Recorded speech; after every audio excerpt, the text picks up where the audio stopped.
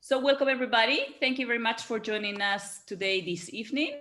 So my name is Anna and I'm one of the 6 trainers of this program on team coaching. And as I said, it's a pleasure to have you all here.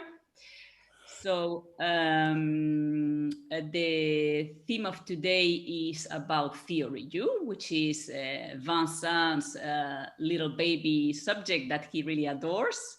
So as Vincent said, the idea is to go on with first the presentation and then a little exercise. So I see that there are 2 people that maybe won't be able to join. Well, curiosity for you afterwards, you can reach out to any one of us to find out what the exercise was about, okay? So let's move on, and I will pass on the word to Vincent. Can you please tell us a little bit about who you are, Vincent? Yes, that's a difficult question. Almost not. No, I'm 60 years old, and I say that because I had 3 professional careers in my life. One very operational, managing many people, getting a lot of gray hair. And then the second one where was in a big telecommunication company. I started working on change, program management, governance, and a great time for 11 years. And then 10 years ago, I started as a freelancer. I like to say with the stress on free. Because after working 25 years for big corporations, you value the freedom that you can really contribute to what you want. And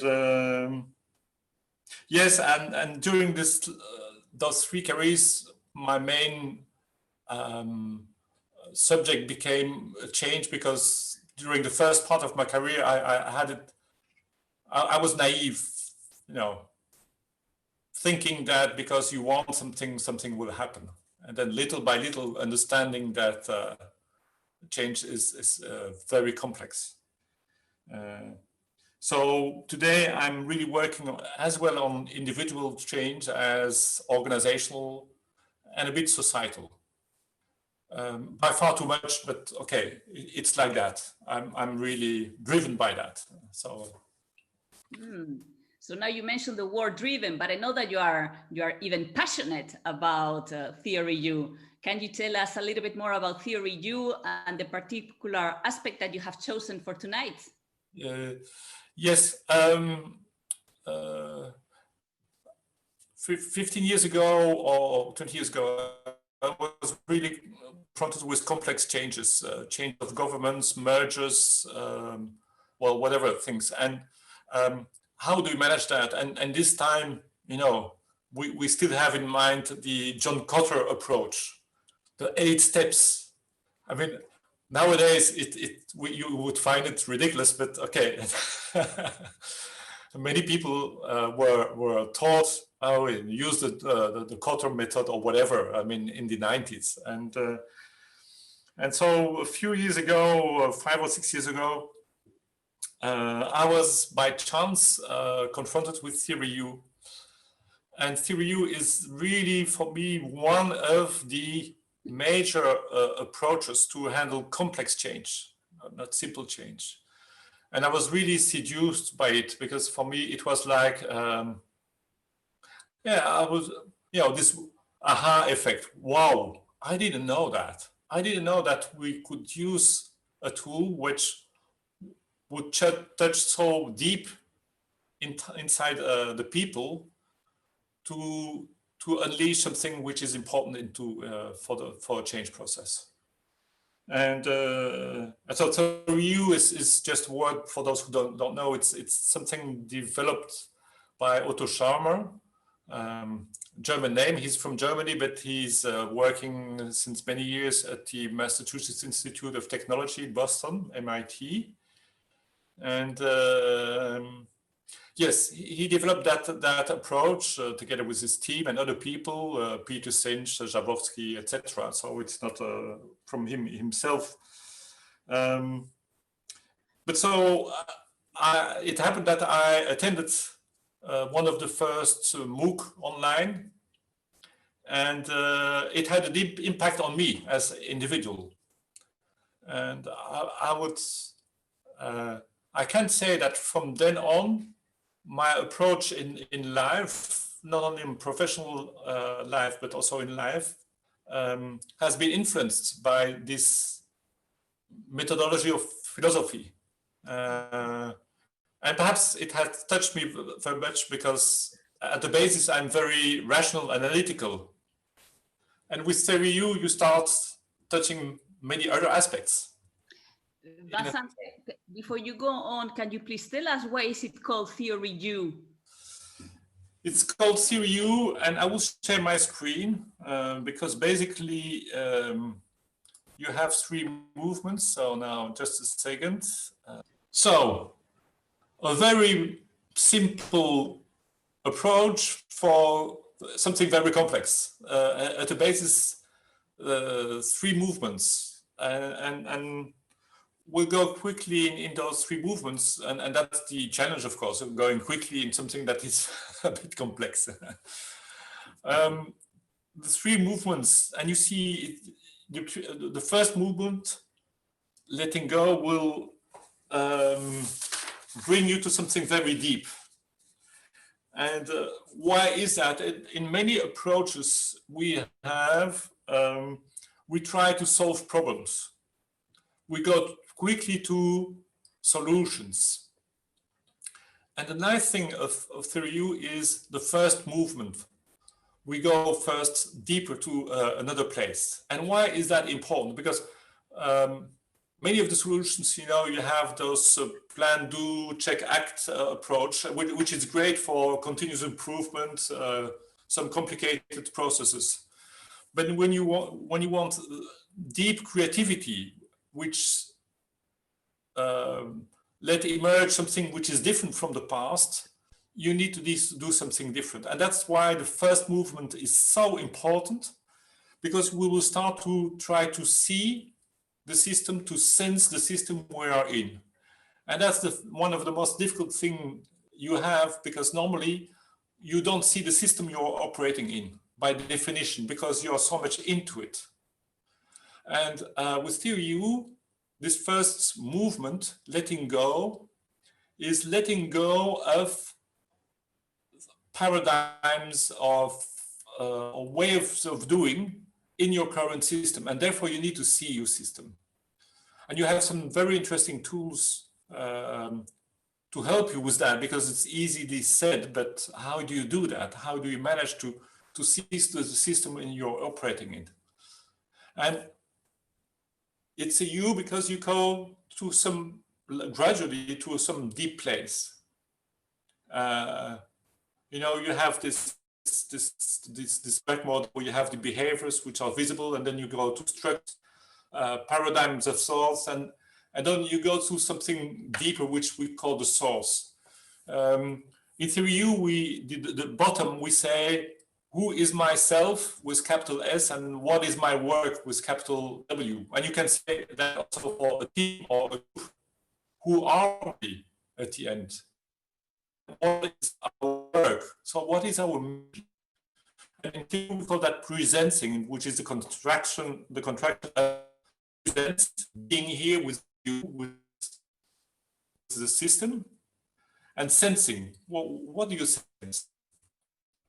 And being at this place long enough to see what can emerge, which is not the past, but which is something new. And then only you start with a third movement, which is the letting come, crystallizing something that emerges, that you can feel individually or collectively coming from the field around you and not from the past. We say it's something emerging from the whole. From this field around you that you can sense, and not something emerging from the past. And so the movement going up is really crystallizing, prototyping, etc. And so I think it's less specific to Theory U, the letting come. The very important thing is letting go and presenting, and that is very important. And so Theory U is a methodology or a philosophy of approaching change. So this U process, and it's also tools, many tools which are helping, mainly I would say for letting grow and presenting, but also for letting come. So it's the two. Mm-hmm. Interesting. We'll look forward to hearing more about these tools. Before that, can you explain us a little bit more about what you said, how to use it individually, in groups or teams, and even in society? Can you tell us a little bit more? Yes, I will just, sorry, movement. Yes, that's just to give you a view, many tools possible, but you can put as many tools of other practices you want. And you can always also go on the website of Theory U, which I will show at the end, or we can send to you. But so I use it in the three domains: individual, for team, and organization. Suppose that many of you are coaches, and one of the tools. Well, you can use it two ways. I would say just a tool. Let's take Case Clinic. It's a kind of co-development tool, but it's a bit different from the tools of co-development I know, because one of the particular things about Case Clinic is that we don't try to solve a problem of a case giver. We try to sense what is there when he's explaining his challenge or whatever. Collectively, we try to sense together what is there and express it and go into a kind of deep conversation. In theory, we will call it generative conversation. I'll come back to that. So that's one of the way, that's just using a tool. But individually, if you have somebody you're coaching who is going into, a transformation process, like in Hudson, the second part, which is a complex transformation, then as well you could use Theory U, but more as a process, as a journey then, and use several tools together with other tools as a coach. So that's what I would use individually. And then very interesting as a team. Again, you could use some tools like a very interesting way to use Theory U is, suppose you have to coach a team on defining their mission. If they want to define a mission, very quickly, most of the time, they will try to solve the challenge. What is our mission? It goes straight to the letting come. What I would do with Theory U is, if you say that you have a one-day session with a team, we would start going deeper into in the team. Who are we? How do we operate? And then by several tools, see what is there in the team that we can sense and which is very deep. And only then would we start trying by some tools to grasp, okay, what is our mission? And so it's of course a bit difficult to explain, but you can feel at some moments when you are using Theory U that something is happening which is different, where it's not like operating as usual. And from this place, this deep place, then you can start working on what is our real mission, our deep mission. But you could also use it for a team who is going through transformation. I don't know, the governance is changing. Or like here we have with the COVID, many people have to go through a change because they have to start trusting their team, to delegate, to work on, or to operate in another way. How do you do that? And then I would use it more as a journey. And in the same way, I'm using as a journey for the moment, I'm facilitating an organization of 800 people in a journey towards more teal governance, participative governance.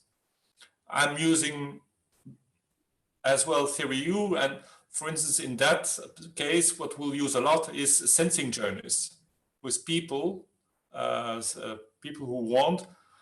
Sensing journey is visiting other systems.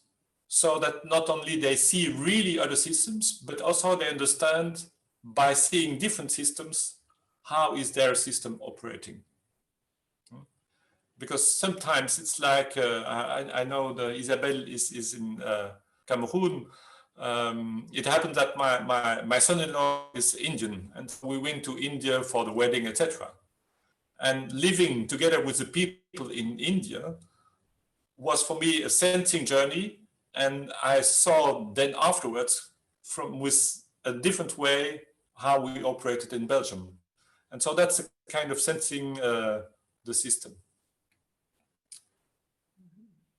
So there is another example maybe that you can mention to us, Vincent, which I know from you, your experience inside Sense Plus.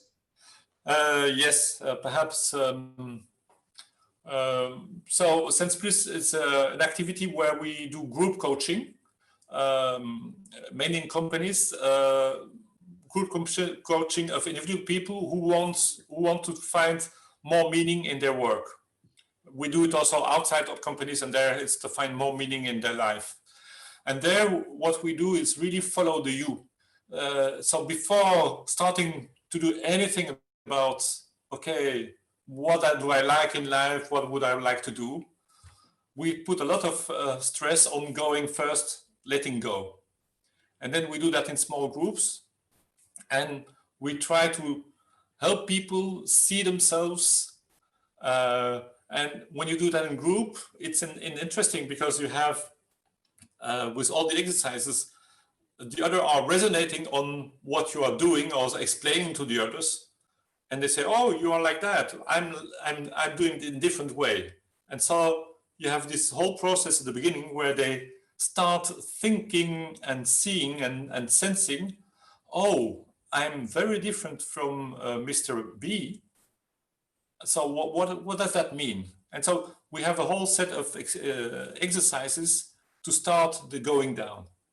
And then in the middle, connect with your energy sources. We have a very specific exercise where using case clinic together with other tools, where they really try to sense their source. And we do that collectively. I think I have facilitated more or less 80 people up to now in 4 years' time using that. And we don't use only 3U tools, of course, but we use really this U. And I can really see that there is something very important in session 4, 5, it's over 4 months. When they are at the depth of the U, something is happening. Most of the time, it's not automatic. So that's really a practical example. Yeah. So now you have mentioned that the possibilities that Theory U allows to include so many of the different tools that you have shown us, and also how it complements with other processes or methodologies. What is your proposition on how to use it inside the training program that we are offering inside TGCA? So the program TGCA is to coach teams and groups, and so of course you can coach a team who is in the transformation process, and then you will use those different steps, and that's like here I showed in this example. And also you could use many different tools, like the case clinic, which is a co-development tool of a special nature. In theory, we combine it a lot with journaling, because journaling can be very powerful.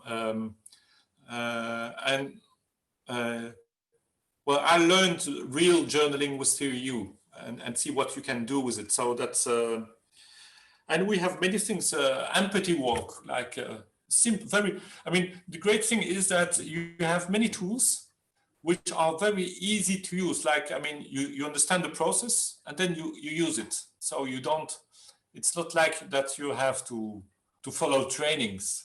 You have to understand much more the philosophy, but the tools are easy to use. Empathy walk, I mean, just a simple way of creating connection between members of a team. So easy and so profound. I would use things like, also there is a lot of body language, social presenting theater. We stretch a little bit the people, because there we use the intelligence of the body to sense things.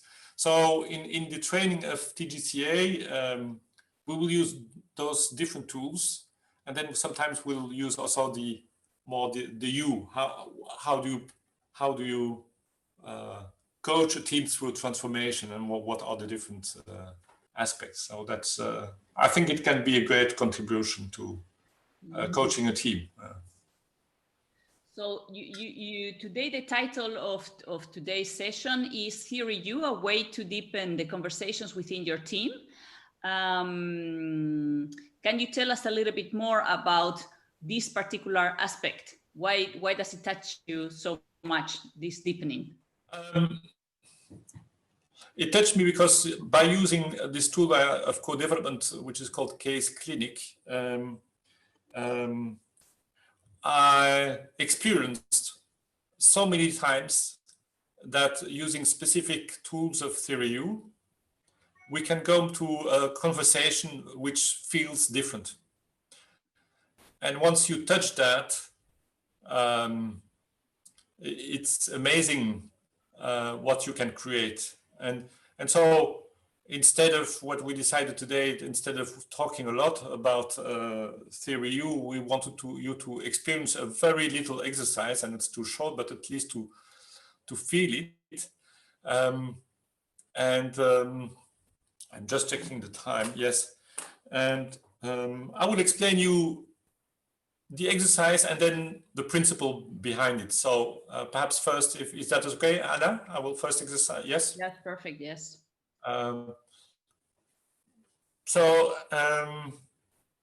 Actually, the exercise is mini you. You could say it's a mini you, okay? In 20 minutes, so it's really. What we'll do is, yes, it will be time boxed, so you will have to appoint a timekeeper.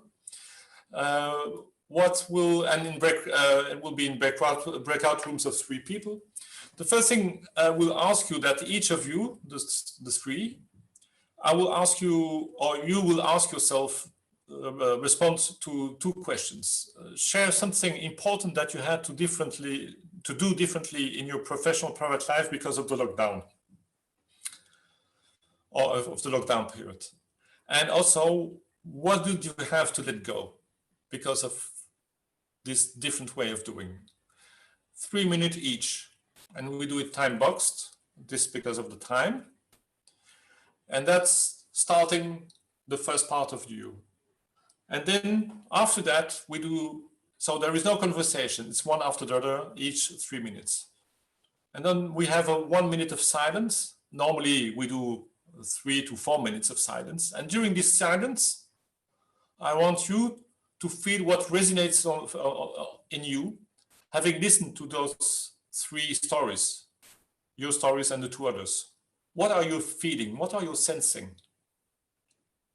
And you can even use metaphors, etc. We have different ways to do, but here we'll keep it simple. What did you feel listening to those 3? And then everybody is sharing what he felt during this 1 minute of silence about the 3 stories. And then we go into a conversation. And so here with this mini exercise, the objective is to create a conversation which arrives at a depth which you wouldn't have if you would start straight on the conversation.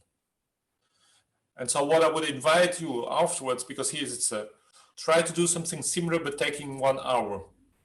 And if you do that with 5 or 6 people, because I wouldn't do it with 20 people, I would do it maximum with 6 or 7 people, you will see that potentially you have some magic emerging. And why is that? Because what we do here, and I will show you, yes. Sorry. Yeah. something very important, and you have it in different frameworks, but here Theory U, we say that when you are listening or conversing, you have two levels, four levels. The first one is, imagine that you are encountering a friend of you, and he's saying he had to change of job because he was obliged to change in his company. He tells you that, and the first level of listening is when he tells you that, you think about, oh, I had the same experience, and then you start thinking about your experience. So what he is saying is just igniting something you know already. So that's the first level, downloading something you know. Oh yes, I had the same experience, and then you can start sharing your own experience. The second level is he tells you about his change of job, and then you have the factual listening.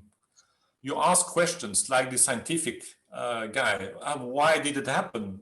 When? What is your new job? And you ask many of those questions. That's more factual listening or factual conversation. But you could also ask him, and how does it feel? What did you feel the moment you had it? And by asking this kind of questions, you try to have an empathic listening, feeling what he felt.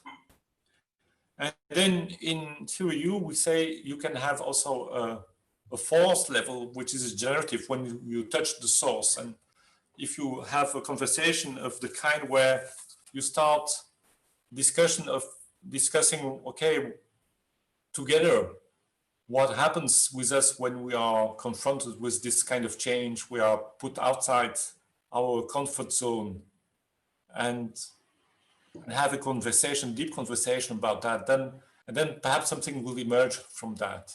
So that's very quickly, in a nutshell, the four levels of listening. And so what we try to do with the tools in Theory U, and you can use that with other tools as well, is go as deep as possible in conversations or in listening, because then you create something which is of a different nature in the conversation or in the listening. And so what I would like to propose for those who can stay for another half hour is that just we experience that, and then afterwards we can have a free conversation about the exercise or about whatever questions you have on Theory U. Yes, perhaps just a quick feedback about the process, and then, or whatever question you would have on Theory U, or whatever experience, because I'm looking at Steen, who has at least as much experience as me in Theory U, if not more. So sharing the exercise or sharing questions about Theory U. Who wants to share or ask questions?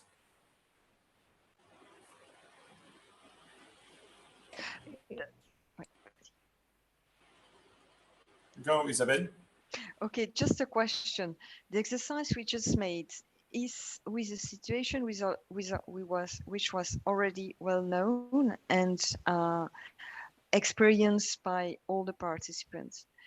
And I had the feeling that it's like we organize a debriefing, like a security incident debriefing. You have this feeling perhaps because, normally this exercise should take 1 hour, and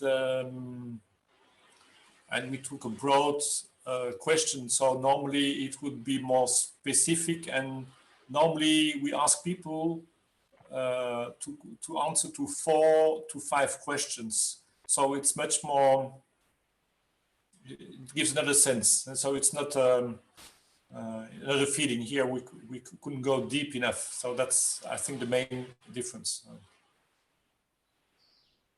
But I can tell you, I'm doing that many times here. Because of the lockdown, I do something more, rather similar, which is called Solidarity Circle. And we did it for 1 hour, 1 hour and a half. And every time we had really a great conversation with people I don't know. But it was interesting, huh? Voilà. Verbs. understand me. It was really interesting because at the end, what emerged is actually what everyone is taking away from it and building from this. Mhm. So voilà. Okay. Maybe I just want to add from my experience as using case clinics and using these kinds of conversations is now we were asked to express a feeling, which I loved it. It was really nice. We had the advantage of having Anna in our room who made a nice facilitation. That was great. So it was beautiful conversation, and as usual, we connect on a deeper level. The question I always like as well in that minute of silence is when you're asked for a metaphor as well. That's also because I have that kind of mind and that kind of to put it into an image. I use that also with, for example, in a bank where I work. And in the beginning, the people I work with, they have difficulty because it's not in their mindset to come up with images but after a while, it's their favorite part. They love it because it's so different than what we are so used to. And yeah, I start using is in my meetings. They don't even go through they just say, I start feedbacking in meetings like, when I now see, and so it's I just wanted to add that, yeah. I would like to share a metaphor which was shared by Hugues in this here. It was about connection. And he had a beautiful metaphor. He said it was like le cœur a des mains, the heart has hands, because it was about connection.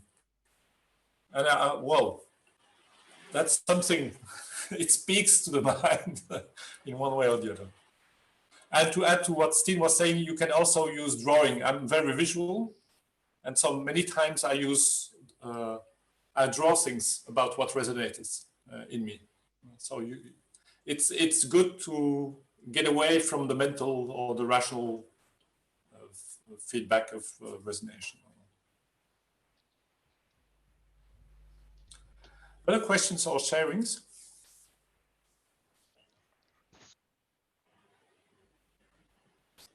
Aniko. I love this exercise. I think it's really powerful. In a few minutes, we could get in a really good, deep connection with each other, and it was really amazing. My question would be, okay, I've been working in bank finance, and so I'm really been surrounded by people who are really like reasonable thinking, and if I had proposed to my team to do this kind of exercise, I think they would have thought that I'm not from this planet. Yeah, it's the way of thinking in that company is really like, no, I mean, it's Cartesian, like the French used to say, and talking about just feeling and how you feel. It's like, thank you, no.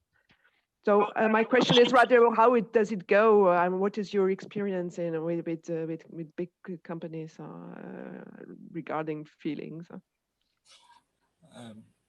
If and other people can share, my sharing would be just perhaps this exercise we do with groups of 6-7 people, so it's not a big. But the first problem I had is myself. Because we limit ourselves to tools, we say, oh, that's good for this culture. And I would like to share an example I had 2 years ago for something different. I was on a board, very important board, with a new strategic presentation. We were 25 people in the room, and I was a director. And I could feel the tension, you can feel it before the start. Wow, well, that will be heavy here. And then I thought, minute of silence, because it was not at all the context. And by chance, I had my gong with me, and I could feel inside myself, no, Vincent, don't do that, it's not a place. And I did it, I dared doing it. And I proposed, could we do 1 or 2 minutes of silence before we start this meeting, because I feel the tension. And there was a partner from Bain, you know, those big guys. And he said to me, great, we do that ourselves many times. Oh. And the CEO, after the big meeting of the company, asked me, Vincent, please do it. Let's do it again before ending the meeting. And so the thing I would say, the first struggle is yourself. And I'm still struggling with that, Aniko. So, and the other thing is, you would be amazed once you're there of what's coming out. Of course, you have to be cautious, huh? But you would be amazed. And I think it's part of, you know, it's good to have tools where use tools that are not used to. I don't know if somebody wants to share, but it's. I like the question because I'm confronted with that myself. Yeah. Yes. Sorry, Hugh. Go on, yes. No, Steve? go on, Steen. Go on. Yeah, I just wanted to share that I only have 2% of battery, so I'll be quick. Sorry, is that I use it in the bank, huh? But I'm of course an external facilitator, so they're used to me coming with weird stuff. Strange thing. but the thing is, whether external or internal, is that you said, for example, Vincent, I said, can we use a minute of silence because I feel the tension? That's your framing. You use it because of something. So I would not announce it, oh yeah, let's try something different, but say, look, guys, need of conversation, and I think we need to listen to each other better. So I propose to do something else than what we usually do. So you give a reason for why you are doing something different. So Cartesian people need to understand the why. And then you can, you just trust the process afterwards. But give the structure and the why on beforehand. So that would be the thing I would do. Yeah. Or hire a crazy facilitator like Vincent. Yes, and Nico, it's a question I have from many people using Theory U or wanting to use Theory U tools or different kinds of stuff. And perhaps I would ask also to Sylvie. Sylvie, you are using also the intelligence of the body. What's your experience? I have the same feeling that the first thing is yourself. So the people, if you do not dare it, if you're not comfortable with it, then you create the hurdle yourself. So that's the first thing. So as you mentioned, Vincent. The second thing is that before doing anything, you have to create kind of a report. So, and then when you create a report, you can start. And to create a report, one thing that is really very useful is to breathe and to create first the connection with yourself before really creating the connection to the other. So I never use the expression 1 minute of silence, because for me, it's something that sounds negative. It's something that really sounds that as if someone died or something like that. 1 minute of silence, it sounds dramatic. So that's in my personal really map of the world. So I would use, okay, let's take a moment to be more present and to breathe, for example, because then it's more, but it's the way you do that. And I say, okay, just to settle a little. So let's settle a little and be more present before we connect together. So I would use that. And I would say, I propose take 1 minute, for example, just to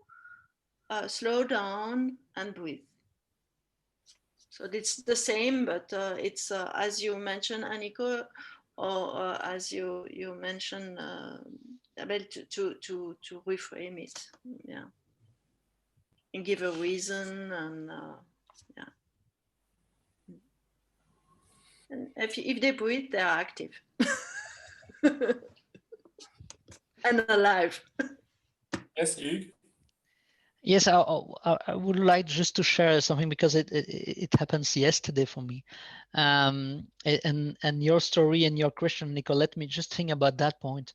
I was starting a mission for the first time in a place, and I have 5 times half day with them in collective intelligence, and I settled the space, the room without tables. And that was the first shock for them. They enter for a meeting and there were no tables. They have to sit there around. And I've seen that. And even somebody said, oh, that's strange, no table. And I dare to do that. And after that, I dare to do what we call a meteo. So asking them to share the feeling, the emotion entering and starting the session. And before that, I have done breathing exercise because I agree with Sylvie. It's a good way to enter themselves and pause them. And they were totally surprised, and they're not used of that, and they are not sharing the emotion normally. There are administrative people, there are technical people in that room, so they don't use to share the emotion. And the 2 first, the meteo was not really a meteo, but the third one just said, okay guys, today, you know what, I'm really tired. It was a difficult night for me, and okay, I entered the room and I feel that I'm tired. And the first that tried, the 3 others, they shared also emotion. And so sometimes it took times, but when it started, and it's setting the share, the same, holding the space and daring. I agree. I think we are touching here something very important when you do group coaching. How to create a space where things can emerge, can be touched, can be different. And that's, I think it will be a very interesting also discussion on during the journey we propose in team and group coaching. How to create this space, how to hold this space to make things happen. I think we are coming to an end. Yeah. We can close now, and perhaps just one sentence from everybody to check out how you leave this meeting. And I will start with Nathalie. So just one sentence. How do you leave? Yes. Leave quite happy and really a lovely evening. Thank you, Nathalie. And Nico? Thanks a lot it's a really lovely moment, and as I told already, I really want to experience more. Thank you. Go to the training. Thank you. Sabrina? Yes, thank you for sharing this experience. It was very interesting. And I would like to have more theory about your theory, in fact, but I will look at it. Yeah. Thank you, Sabrina. Isabelle? Yes, for me, I was amazed how quickly we can go to emotion within. We had the chance in our group to have 2 facilitators. I don't know if because of you we went so quickly to the really deep part of emotions and sensation, even that I was like, wow, that's powerful, this thing. Yes. So I really thank you for this. Thank you for all the energy of this evening. Thank you, Isabelle. Anna? An observer of what was going on in my group, I was really seeing the drawing of the U, how it was going down, and the 4 types of listening. And I'm always amazed of what the others have said before, that it goes so fast. It really can go so fast. First is the judging, but then afterwards, very quickly, the layers go out, and there is such a powerful connection. Thank you. Thank you, Anna. Sylvie? No, you're muted. It was a beautiful moment with 4 women, and it was I was amazed to create such a field in a very little time frame, and to go in a really deep intimacy. So yeah, thank you for that. Sylvie? Hugues? I will say letting things emerge is always amazing. Thank you, Hugues. You, Vincent? Yes. Thank you for this, I would say, a heart-to-heart connection. Mm-hmm. It ends. Yeah. It's a nice way to end the day. Thank you all for that. Okay. Okay. Thank you very much. Thank you very much. So See as you you all soon. know,